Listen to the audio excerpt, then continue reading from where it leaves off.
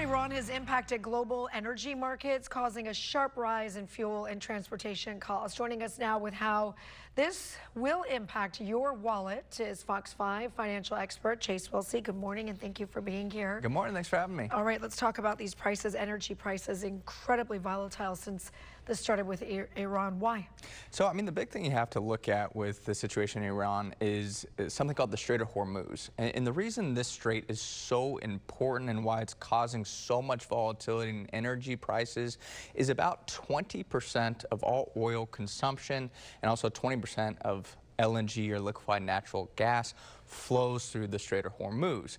Iran right now, they've talked about closing down or threatening ships that pass through that strait. So choking off, again, about 20% of the global supply for those various energy markets, that's a big concern. And right now we're seeing countries like Saudi Arabia, UAE, Qatar having issues with producing because they're scared about, again, passing through this strait.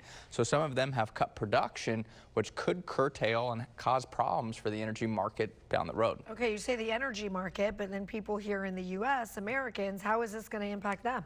Well, the reason it impacts us, a lot of that energy that's exported from those Middle Eastern countries, it flows through India, flows to China.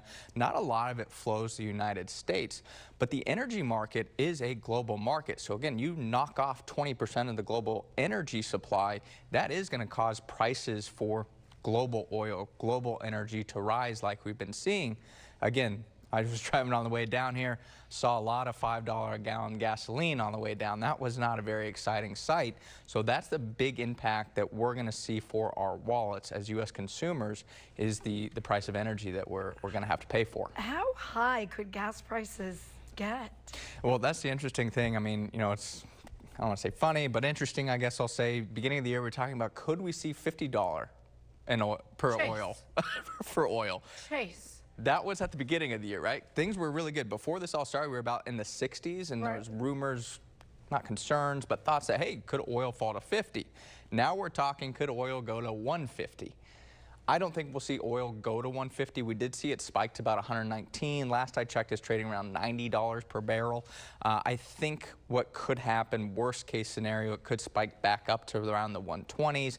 But I think a lot of the members around the world don't want to see that. I think we should see, hopefully, oil stabilize around this level. And if we do see further progression in the Strait of Hormuz opening, again, you could see oil fall back down, maybe in the 70s. But the thing you have to understand is a lot of these Middle Eastern countries that have shut production, you can't just turn it back on. It takes some time to get that up and running. So you could be looking at a little bit elevated oil prices even after the Strait of Hormuz reopens. What about shipping delays on products? How long could this last? Well, the thing that I look at is the Strait of Hormuz mainly is going to be an energy impact. There are other consumer goods that do pass through there. Another big one that's going to be impactful, I'll say, for U.S. consumers is fertilizer. Fertilizer has seen a huge spike in prices because, again, a lot of that does pass through the Strait of Hormuz. Reason that's impactful is, again, what do you use fertilizer for? Food. Well, if now the cost of fertilizer increases, you could see some unfortunate consequences for food prices climbing as well. Every time we check in on the stock market, which we do often during the morning show, I can hear Raul like holding his breath before he reads the numbers. So what does this mean overall with everything that we see happening for the stock market? Yeah, and right now the stock market, I'm going to say, is taking it pretty well. It's only about 2-ish, 3% off of its highs. So with all this news, the stock market has still held up quite well.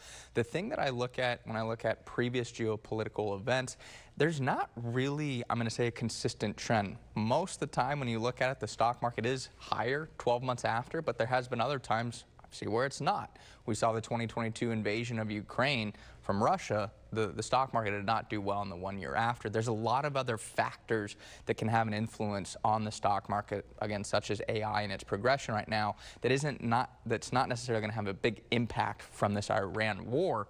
So that's something that you're looking at as the stock market, yes, could have an impact from this, but it's not the sole factor that's going to lead the stock market higher or lower. Chase Wilsey, we appreciate your insights. Thank you. Thanks for having me.